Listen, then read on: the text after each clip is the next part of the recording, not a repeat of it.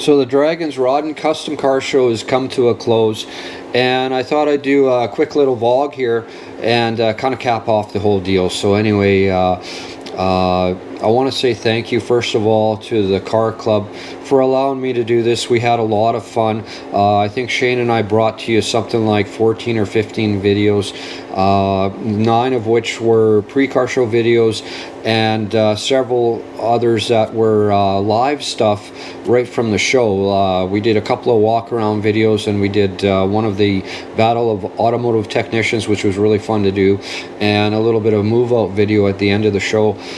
That was all just an amazing deal, and I got to say thank you to them for allowing me to do this. And thank you to Shane for his input in all this. Incidentally, Shane would pick me up at home here and take me to all these various locations where these local cars were. Some of them were actually out-of-town cars, and at one point we actually got into an accident with the vehicle and did some damage to Shane's car. So hopefully the club does compensate Shane for his time and gas, because it was not out of pocket for me in any way, shape, or form. I just thoroughly enjoyed it.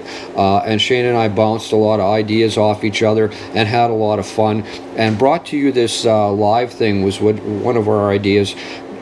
This whole thing stems from me as a former member. Years ago, I used to get all kinds of questions from local car people, when is car show this year? And that was kind of a tough question to answer, because it's been every Easter weekend since 1961.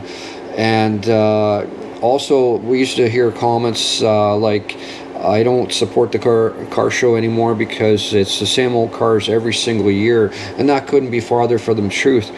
And having this YouTube channel, I thought it'd be a great tool to get more information out there, more understanding, put things in perspective so people understood. The message wasn't getting out there, and people didn't really know what car show was all about, what the Draggins were all about. So in the last couple of years, I've shared some information like Draggins history, more about the club, and also their connection to Camp Easterseal. All very important things that just weren't common knowledge. Anyway, I gotta say thank you very much to them for allowing me to do that. Like I say, we brought the 9 pre-car show videos. Some of that was getting a little repetitive. I tried to change it up as we went. We just wanted to show everybody that there was great value for your dollar in coming. Certainly, I know $20 is not cheap to come to an event, and if you're a young family or possibly a senior with fixed income, it can be a very expensive deal. So it was important for us to list all those things and really give everybody an idea that you're getting lots for your value. And they were always about adding more to the show, and they did that right to the bitter end. Like everything you saw on Hall A, that was all brand new stuff. Incidentally, just to give you some insight into the planning, when we were setting out the floor plan for those Draggins vehicles in Hall A, I sat down with Wayne and several other folks, and we made a plan on how to arrange all that, and it was quite detailed. And one thing that you may not realize is if you look at the floor plans and the way cars are arranged in all those halls, color coordination is even a factor. They don't put 2 black cars together or 2 red cars together. They mix it all up and try to make it look as good as possible. People would always tell us that it was the same car every year. So a few years ago, they came up with those little tiny signs that say "first time shown." So if you ever saw those signs along a car, you knew that car was the very first time it was ever in the show. I think a lot of that stemmed from club displays. People would see a club display, not really understand what they're looking at. However, the clubs would have full control of what cars were in that display and how they were arranged. And yeah, in some of those cases, you would actually see cars repetitively throughout the years in club displays. But it made up such a small part of the total show. We had to, wanted to bring the light to this, and so people understood that you're getting lots for your dollar, and we're always adding stuff. stuff, and there's always new things to see, and $20 is a lot of money, I get it. However, having said that, the car club hasn't raised the cost of entry for several years. I think it's like 12 or 13 years. They haven't raised that $20. And the cost of Prairie Land goes up every single year. The cost of printing posters and all the advertising and all that pre-car show stuff that no one really knows about. It's so that $20, we're just trying to show you that we're not, you're getting lots of value for your dollar, and that cost has not increased for you. I also want to say thank you and congratulations. I want to say congrats to all the participants. There's a lot of hardware taken home on the weekend, and some of those cars were actually featured on my channel.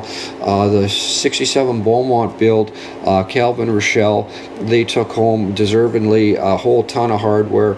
There was another build I covered on my channel, the Gord Hebert 66 Chevelle. One of my co-workers was actually really instrumental in getting that car together, and that was a year and a half build, so it happened really fast. Ended up being a high caliber car, and you saw it on display in Hall C. Turned out really cool, and he took home some hardware also. Beautiful cars. The long distance trophy was an actual Chip Foose built car, and that was from Grand Prairie, Alberta, I believe. There was so much to see. We had so much fun doing that. Of course, there's always a little bit of drama every year. I don't want to really elaborate on any drama, but it happens every single year. Certainly when you have an event that involves 20,000, north of 20,000 people, you're going to get somebody that's upset or not happy with the event. But you got to really focus on the 19,999 people that are happy, and I really got to say thank you to everybody that was involved, all the participants, all the sponsors, all the people that brought cars, the dealers. Incidentally, I'm actually wearing a Garage Inc. shirt. This is made by Kyle at Garage Inc. This is my car that he did a rendering of my car, and you can get this from Garage Inc. Great dealers, great people to deal with, and yeah, he can actually make this for you and make your own rendering, whatever you prefer, and you can provide it in a t-shirt or a shirt like this. They're dealers that you're going to see at a lot of different events. They've been at car show for many years, and I very much appreciate them. I appreciate you if you've come to see the event. I hope everyone enjoyed it and had a great time. I certainly did. And we look forward to 2024. Planning is going to start right away, and like I say, it's a year-long deal. The minute the numbers are in for this year's car show, they start working on next year's, and all those little details and new ideas and plans will be in place, and you'll see that next year. And hopefully I'm involved in next year's videos as well, and bring you more for on the Draggins Car Club, their charity, and everything they do in Saskatoon. Thanks for watching, everybody. Appreciate you.